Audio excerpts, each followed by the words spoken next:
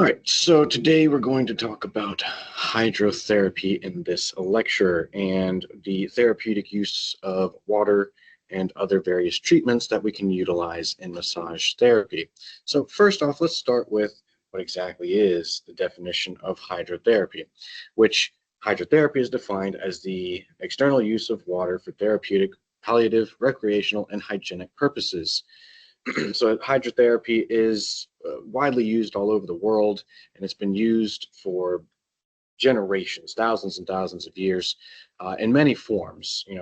Bathing, pools, hot water, cold water. All of those are used in the aid of therapeutic purposes, and so we'll see a few instances in which massage therapists can utilize those.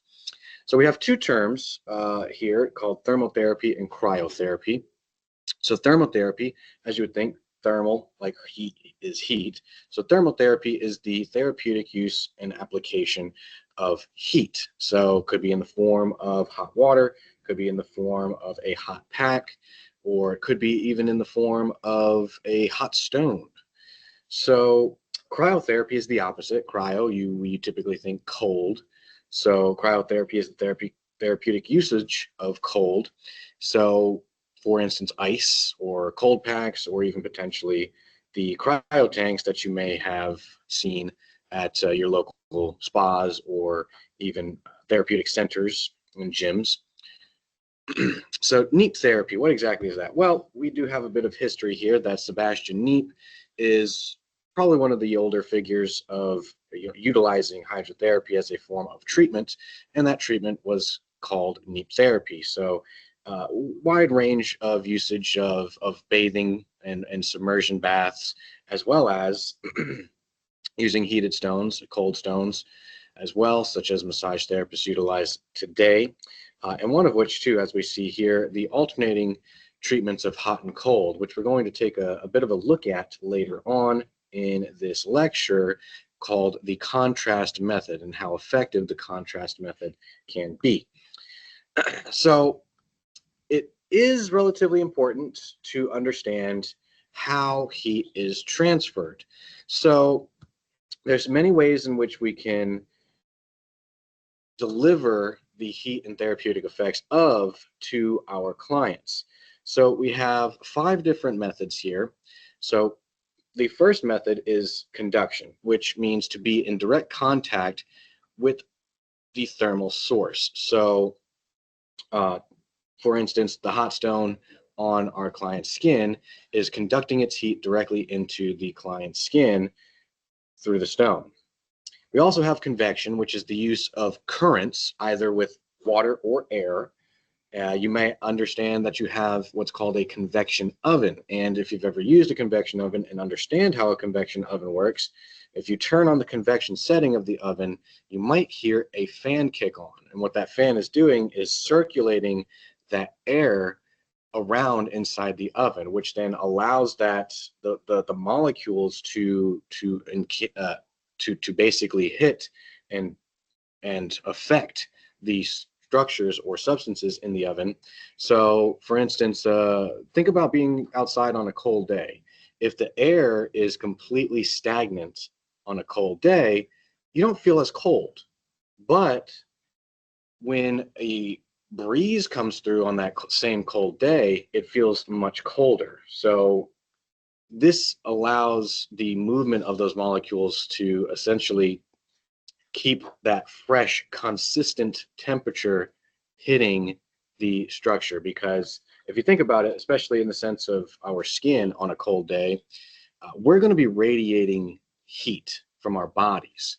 And we do have other mechanisms that will help to reserve heat. So, for instance, our hair actually helps to create sort of like a micro environment of, or like kind of like atmosphere, if you will, on our skin, to where it'll trap the air close to our skin, which then our skin will heat that air and kind of create this little protective bubble. But of course, that air helps to just push that all, the current of air will help to push that all away and make sure that we're constantly being hit by that direct temperature. So the easiest example of that in usage of massage therapy would be like a like a like a hot tub where the jets turn on and the hot tub actually feels a little bit hotter because that heat is circulating and passing over your body. We also have radiation. Radiation, as you know, easily we could see, is where heat is permeating off of something and that we feel the heat through rays. So the heat from the sun is radiation, or if you're standing near, say, a hot stove, you can feel the heat radiating from the stove. Now we also have evaporation. Evaporation is where water molecules change into a gaseous state and they move away from the surface or whatever, you know, they're evaporating from. So evaporation in the sense of our body would be like our sweat. When we sweat, we obviously sweat when it's hot out. And what happens is when the sweat evaporates off of our skin, those molecules also pull the heat away from our skin and into the air. So this is something to consider for our massage clients, where if we have water-based lubricants. So water-based lubricants such as just general and regular massage lotion is actually water-based. And so that water will actually evaporate off of this client's skin and actually makes our client feel a little bit colder.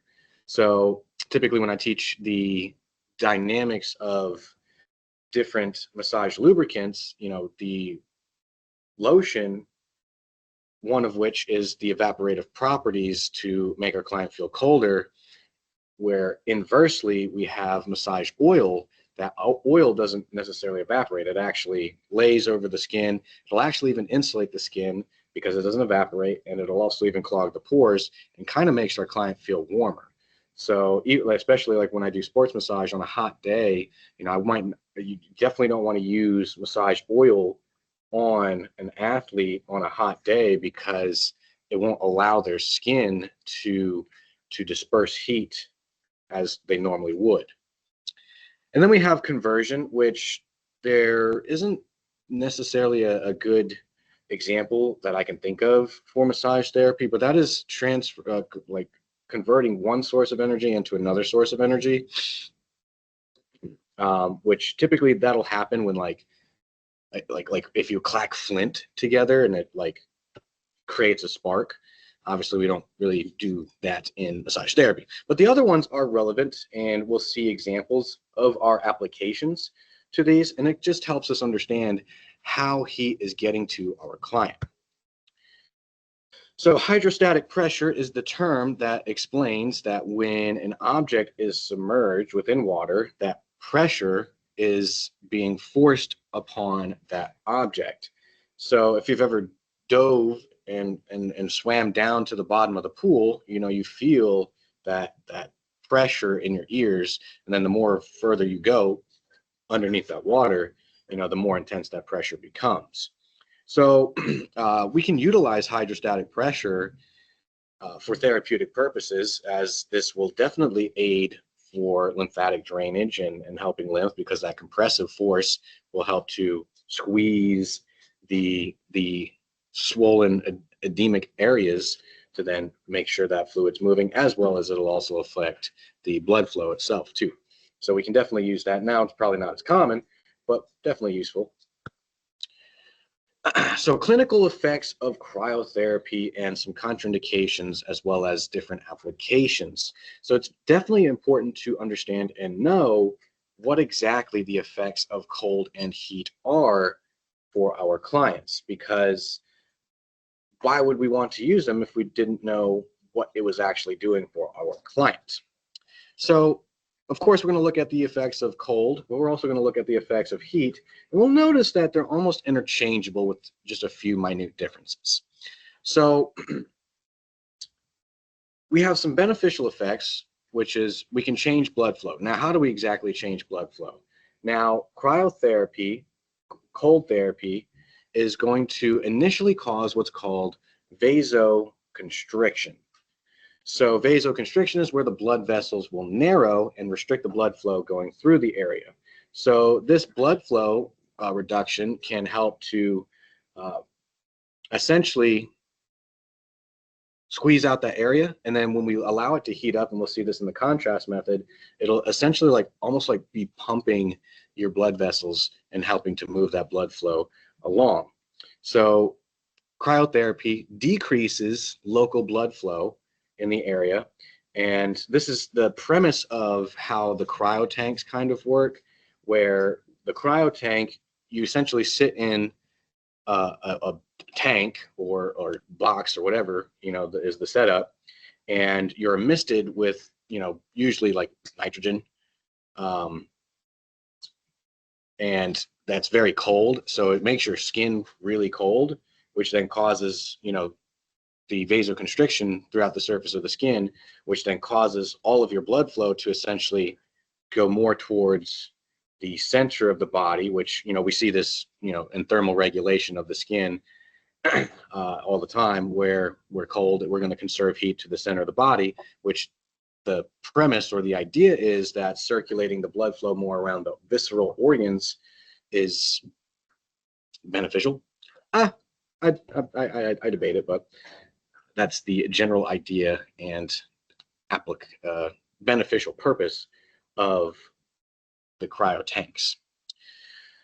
So the cryotherapy will also help to decrease pain. So in this case, the cold therapy actually slows down the nervous system conduction rate of those areas, especially the nociceptors. So that helps to slow down the pain. Plus, there's other neurological responses that will help to, retard the pain perception, such as the fact that, well, cold, and especially a big cold pack over a broad area. So if you had pain like localized in one little spot, you put the cryo pack over a larger area, right? All these different receptors are going to be detecting things. You have thermoreceptors detecting the cold. You have all these other receptors in the skin and muscles that are going to start reacting. And essentially what you're doing is creating so many messages and signals that are going to go towards the spine that your nervous system can only process so much information at one time.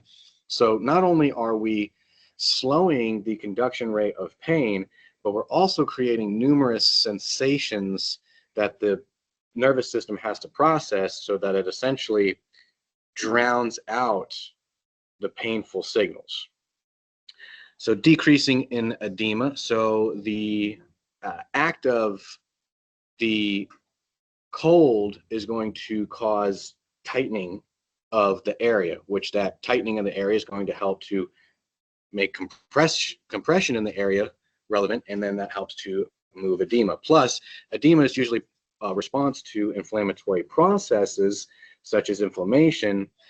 So cold will actually help to reduce inflammatory processes, which also further reduces the development of edema in the area, which leads us into the next thing, which is decreases in inflammation. So cryotherapy will help to decrease inflammatory markers. So swelling, which would be the edema, the increased blood flow into the area, the heat that we'd feel. Pain is also another symptom of injury and inflammation. The redness, which is also a byproduct of the blood flow coming into the area. And of course, all the other inflammatory markers there. So that is probably the largest usage of cold therapy, we can say, is to decrease inflammatory markers, decrease edema, and to decrease pain. Those are what we're typically looking for in regards to the explanation of therapeutic purpose for cold therapy. Now, these next two things kind of line up with the therapeutic application or some additional things we can do. So increases in collagen stiffness and increase in joint stiffness. So basically we're going to harden up and restrict movement and make tissues less pliable in the area in which it's being affected. And how can we actually use that for our benefit? So for instance, joint stiffness and the connective tissue stiffness in the area would benefit, because if I'm trying to increase the length or trying to affect those tissues with stretching mechanisms or techniques, well, if I reduce the level of compliancy of those tissues, it will actually allow us to get a good stretching effect with less range of motion. So if there's injuries in the joints or there's issues with the tissues, then this cold therapy, what we call cryostretch or cryokinetics, could actually be very beneficial as sort of a sidestep from just straight up using stretching or kinetics. Now, there are some concerns with cold therapy, so we have our contraindications box here. So clearly, if someone doesn't like cold, which, I mean, in that case, of course, why would they want cryotherapy? But in this case, if they don't like cold, we shouldn't offer or suggest it to them. But you can also be allergic to cryotherapy. So the extreme temperature change to cold can actually cause responses in the body, such as like rashes. You can get like cold rashes in some cases. Raynaud's disease is a pathological condition more commonly seen with people in the north, but Raynaud's disease is essentially almost the same thing as like a cold allergy. But what happens is when you're exposed to cold, you have vasospasmatic episodes, mostly in the fingers and hands and sometimes around the nose. But it essentially recludes all the blood flow out of those areas. So people with like Raynaud's disease have hypersensitivities to the cold, which then causes, sort of an extreme reaction of the vasospasms of the vasoconstriction that we just recently talked about. Hypertension, so high blood pressure would be a contraindication to cold therapy simply because of the vasoconstriction. If we're constricting those blood vessels and there's already high levels of pressure in the cardiovascular system, blood vessels, then we're actually increasing the amount of pressure in that system.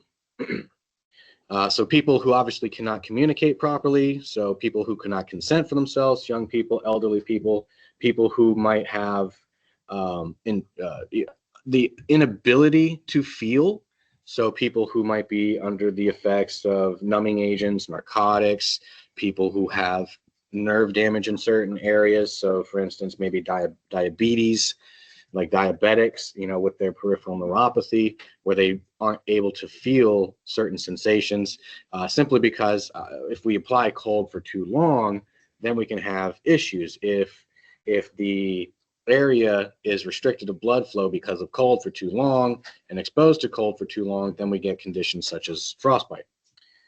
Impaired or poor circulation. So this is important too, and would also fit in the category of diabetics, because certain diabetics might have impeded circulation, especially into the extremities. And the reason that this is a contraindication is because that our bodies are innately designed to disperse cold and heat or regulate the temperatures in an area well enough. And we do that by circulating blood into or out of an area. So if your circulatory system is impaired, then that's going to impede the process, or the application of cold could even make that worse and cause more problems. So this would also kind of go into the previous thing we were just mentioning of, the frostbite, right? So impaired circulation would then lead to a quicker susceptibility to, have frostbite or other cold-related issues for being exposed to it too long. Open wounds, rashes, or other cold injuries, clearly, pretty straightforward and standard there. So how can we actually apply and use cryotherapy as a massage therapist? So cold or gel packs. So cold or gel packs, you might be familiar with, right? We just stick those in the freezer, they get cold, and we slap them on to a person. And then we also have ice packs. Now, ice pack as well as just, like a Ziploc baggie filled with chunks of ice. The idea or the funny kicker here is, which of those two is actually colder than the other? It's the gel packs.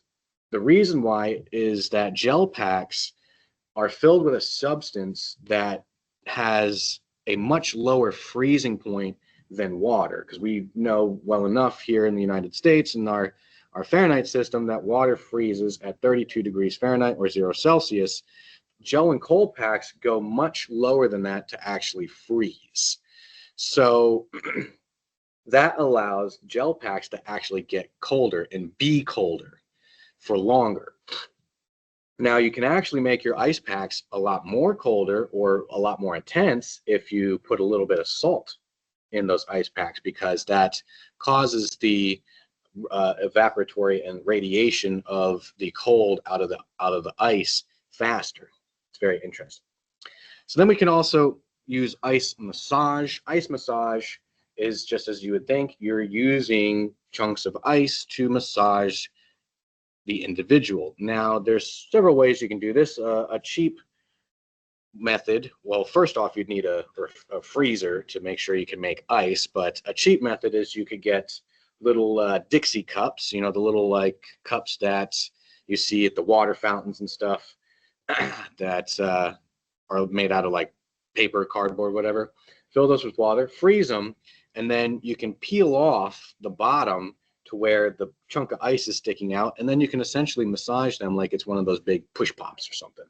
Now, they do actually make specialized cups for this. There's these cups that have it's just a basic regular cup, and then there's an insert that goes into that cup with prongs. And what you do is you fill that cup with the insert in up to the prongs with the water, freeze it, and then you can pull out the block of ice, and it'll be, you know, held with those prongs, and you got like a handle with it. It's kind of cool stuff. If you look up ice massage cups or something, I'm sure you can find them pretty easily.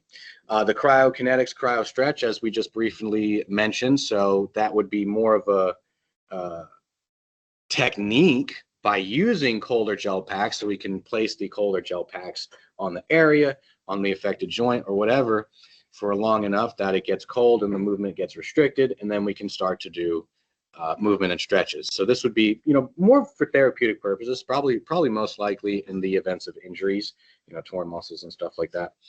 Cryo tanks, which, you know, probably a little bit more of an elaborate setup. Most massage businesses might not have them, but, you know, your upscale places or day spas or therapeutic wellness centers, stuff like that, that offer maybe a multitude of services might have cryo tanks as well. Cold compresses are, well, what's different between a cold pack, gel pack, ice pack, and a cold compress? A cold compress is you have a bucket or bowl or whatever of ice water. You dip a rag, well, you know, like a clean rag, like a washcloth or something, into that water, wring it out, and then place it upon the client. That is a cold compress. Then, of course, we could also do cold stone therapy, even though it's not listed, but we could use, and unsimilar to hot stones, we typically use like crystals like jade or something like that as our stones, but we could use cold stones and, you know, put your crystal stones, whatever, in a bucket of ice water, take them out, and then massage some of them with that cold stone, which is almost the same as ice massage. So contrast method, which I'm surprised that actually came up first, but I'm just going along in the book. But the contrast method is the alternating usage of cold and hot applications. So we got contrasting temperatures essentially. And the reason we would want to use these contrast methods is that we get the benefit of both applications in one, plus inadvertently creating new benefits. So by starting with one or the other, and typically I think we usually start with cold to heat, cold to heat, heat to cold.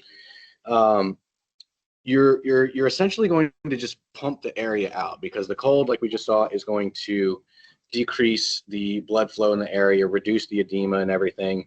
And then we're going to see in a second here that the heat is going to do essentially the opposite of that. So it's like you pull the blood out of the area, force blood into the area, pull blood out of the area, force blood in the area. It's almost like washing the inside of your body with your own circulatory system by alternating the different types of therapies, cold and heat. And so this is something I would always normally recommend to my clients as long as they were healthy enough to do it. Because it's pretty common that your clients are going to come up to you after your massage and be like, oh, look, especially the ones that were in pain, like, what can I do to continue, feeling good? And what could I do about this pain and all that? And I would say that, well, as long as you have no circulatory issues or anything, try using cold, try using heat, and if you can, try both alternating, which is just a general thing, right? Because everybody knows they can put a hot pack on or a heating pad or whatever. They could use a cold pack, whatever. But most people don't ever understand to actually use both of them alternatively for therapy. So that's usually kind of me turning my client on to their own self-care a little bit. Now, do be careful how you suggest and recommend that, and making it sound like, oh, you have to do this, and that borderlines prescription. But that's going into our ethical side of things. So now we're looking at the effects of thermotherapy or heat and the applications of heat as well, and contraindications. So as we said, the difference between cryotherapy and thermotherapy are just a few, but they're almost used interchangeably for certain aspects. So the biggest things that are going to change is between cryotherapy and thermotherapy is the way inflammation is affected and the inflammatory processes. So as we saw with cryotherapy in regards to blood circulation and to inflammation, well, it decreased inflammatory markers, swelling, heat, redness, pain, and it decreased blood flow locally in the area. Heat is going to reverse that. It's going to increase local blood flow. It's going to increase inflammatory markers, but it also, but it's going to stay kind of the same here in the regards to decreasing in pain. But I also missed that, where it's also going to increase the pliability of tissues in the area, which also increases the range of motion, which can be a double-edged sword. So for instance, we'd want to use cryostretch or cryokinetics, say if someone had an injury and we didn't want to do full range of motion, but still wanted to get the benefit of range of motion, right? We can restrict the tissues in the area so that way the range of motion can be greatly affected without disrupting or further worsening the injury in that area. So in this case, we can alternatively use heat to increase range of motion and increase collagen, or AKA connective tissue pliability, for instances of restricted tissues, maybe not necessarily injured tissues, currently injured. They could have been restricted as they are now because of a previous injury that has thus healed over time, and there's no real worry of creating a new injury. But the stiffness or scar tissue and stuff in the area that might be restricting movement, we can help to loosen that up and increase the pliability in the area to therefore increase range of motion and allow for therapeutic effects of stretching and so on and so forth to take in. So as long as you know one, you kind of inadvertently know the other. They flip-flop on what the effects they do towards the tissues of the body and circulation, inflammatory markers, but they're both used to decrease pain. So in that regards, it's client preference. If your client comes in, it's like, oh, my low back is so sore, like, okay, well, let's try heat. All right, and if you don't mind cold and heat didn't work, let's try cold. So some contraindications are heat intolerance. Obviously, if you don't like heat, then don't use it. Blood clots. So for the instances of heat application opening up blood vessels, well, blood clots are the thrombuses that are stuck in a blood vessel. And so opening up those blood vessels might potentially dislodge a blood clot, and it ends up somewhere we don't want it. Cardiac insufficiencies, so such as atherosclerosis, congestive heart failure, people who might have had myocardial infarctions in in their medical history could have the potential to be unable to efficiently pump blood with their heart, especially like congestive heart failure and so on and so forth. Because with the blood vessels opening up, we're creating more circulation in the system, which means there's going to be more circulation that the heart has to pump and process. Again, people who cannot communicate properly, young, elderly, people who, say, diabetics, can't feel pain, especially heat, because heat could, not to say that cold couldn't cause as immediate a damage as heat. It would just be that cold had to be at such a low temperature for it to cause a cold injury faster.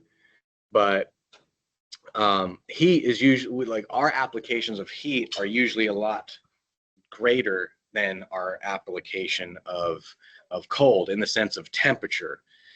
And so that a hot stone that happens to be maybe like 120, 130 degrees could cause a burn a lot faster if someone can't feel that than a cold stone, which a cold stone is probably going to be maybe about 60 or so degrees, or even ice. Like, you can put ice on someone for a moment to where it probably wouldn't cause anything. But of course, if I put like liquid nitrogen on someone, like, that's gonna, instantly cause some cold burns and stuff like that. But yes, people with poor circulation as well, right, kind of fall into that category. So people who can't feel pain, people who have poor or impeded circulation would be in that category. Now, there is, some ideas of heat being used, but we'd have to be approaching it very cautiously, that if someone did have impeded circulation, we could try to use heat to try to increase circulation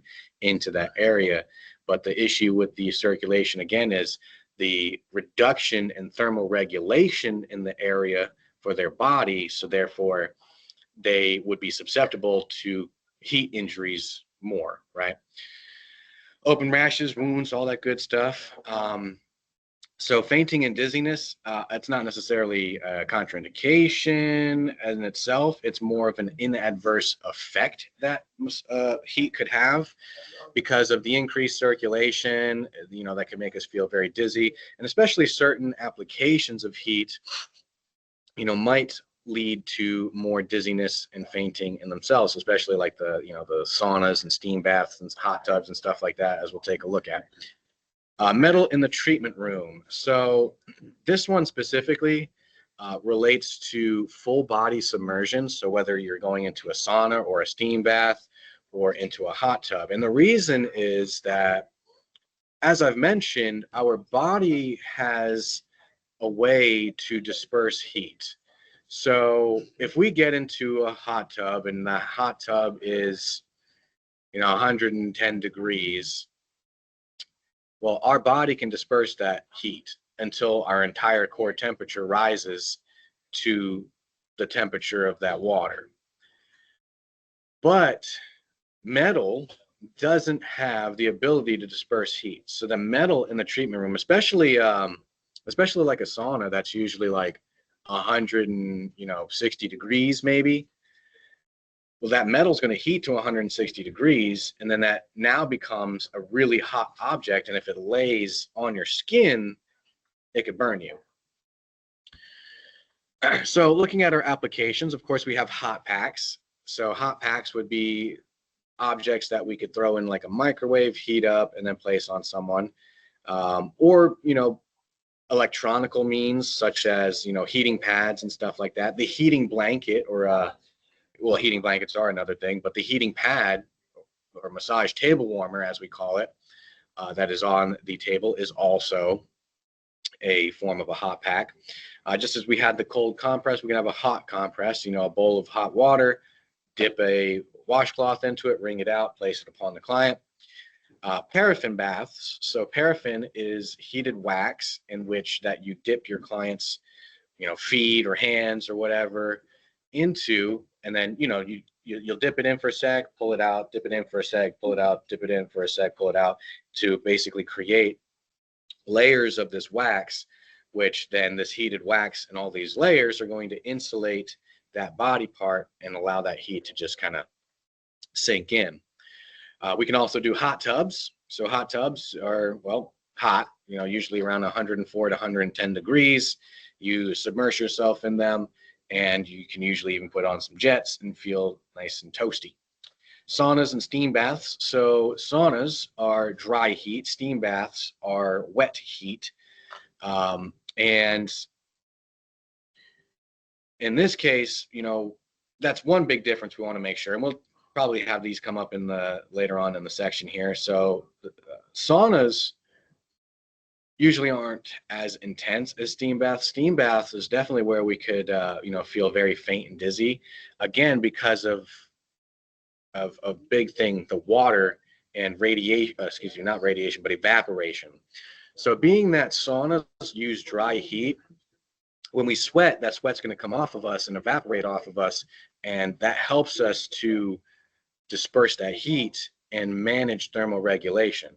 A steam bath, where it's extremely humid in the box room, whatever, we're not able to sweat as properly because that the moisture in the air is going to attach to our skin, and it's going to impede the evaporation of the sweat of our bodies, and will actually be unable to thermoregulate as properly. So steam baths can be a lot more intense, and in my opinion, hold a lot more caution. So when it comes to the fanciness of using hydrotherapy and all these other things, we do have some definitions of various spas: day spa, destination spas, medical spas. All of these might ensue or use hydrotherapy. So, a spa, of course, is a place where, therapeutic or relaxation treatments are administered. A day spa is somewhere where you would go and you could get several services, and then you typically spend, a good portion of the day at. A medical spa is something somewhat similar, but offers more advanced services. So perhaps they have chiropractic treatments. They might have, the saunas, the hot tubs. They might have the cryo tanks and so on and so forth. They might have stretch lab stuff. They might have all these different types of, or even higher advanced aesthetic services as well. So medical spas, you might have more advanced treatments. Hotel or resort spas are obviously inside a hotel or a resort. And then a destination spa could be a form of a hotel or resort spa, but it's somewhere where you go and you would spend multiple days at receiving multiple forms of treatments. So now we look at whirlpools, saunas, steam baths, and all these additional different treatments. So a whirlpool, or hot tub as we usually call it, contains the hot water and then the jets, right? Because it's going to create a whirlpool, a circulation of currents of water. And as we said, the temperature, and this says, from 99 to 104 degrees. I've seen them go a little bit hotter, and I usually like mine a little bit hotter. A sauna, as I mentioned, is dry heat, and you typically sit in a wood-lined cabinet room, and that the heat is usually provided by stones or infrared lamps. So that's what we call near infrared or far infrared saunas, which use the infrared heating lamps. And I particularly like the sauna. It's pretty nice.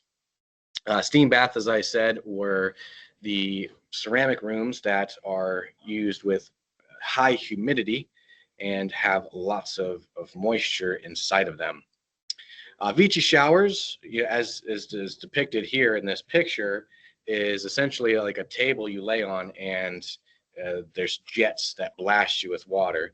And these are definitely a lot more fancy treatments. I've seen like Asian spas that would like have these. It's definitely more of like a Eastern medicine kind of treatment, where they'll wash and bathe you down, almost kind of like Watsu in a case. So kind of cool. But obviously this requires a lot of setup. It's very fancy.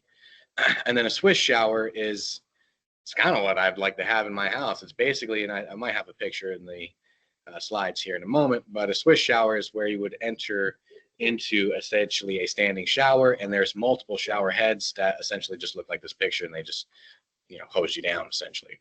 Oh, and that's the end of the slides. So that is the premises of hydrotherapy. Essentially, the main things to gather out of this lecture are the applications, usage, and effects and contraindications of using hot and cold as therapy. So hopefully this video helped you out, and I will see you guys in the next video.